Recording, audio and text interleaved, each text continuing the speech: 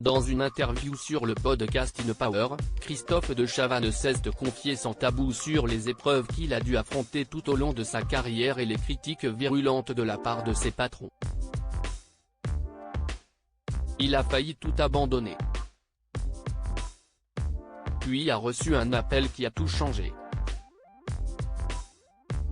Christophe de Chavannes cesse de confier avec honnêteté sur les hauts et les bas de sa carrière dans le podcast InPower, animé par Louise Aubéry, une émission qui avait déjà accueilli les confidences de Louane Emera sur les critiques qu'elle reçoit, notamment liées à son corps dès l'adolescence.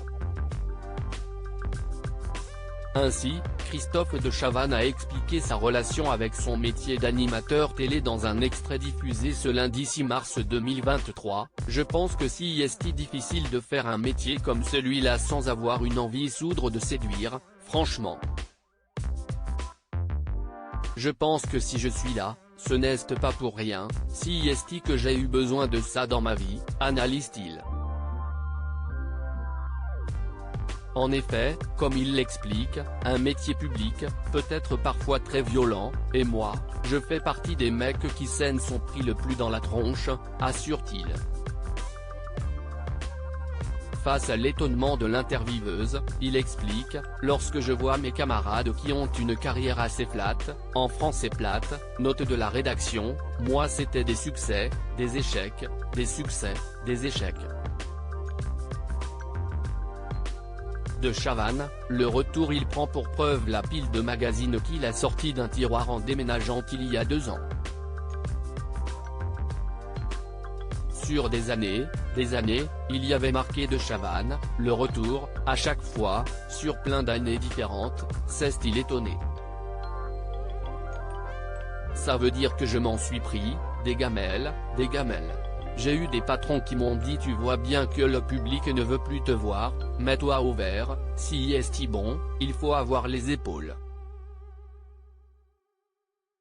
Ainsi, il avoue qu'il avait presque abandonné, je pliais gentiment mes affaires, j'avais décidé de ne plus être malheureux, que c'était comme ça, que je ne comprenais pas mais bon, dans la vie, il y a plein de choses qu'on ne comprend pas.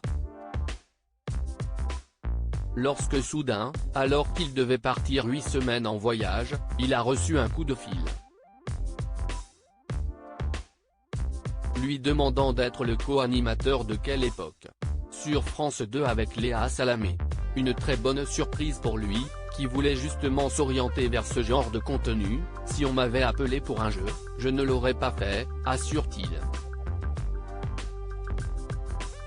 Et si animer ce type d'émission était un souhait, il ne pensait pas qu'il y aurait accès un jour, je n'avais pas imaginé 2 secondes que j'irais là, avoue-t-il, persuadé que personne ne le voudrait dans une émission intellectuelle et culturelle.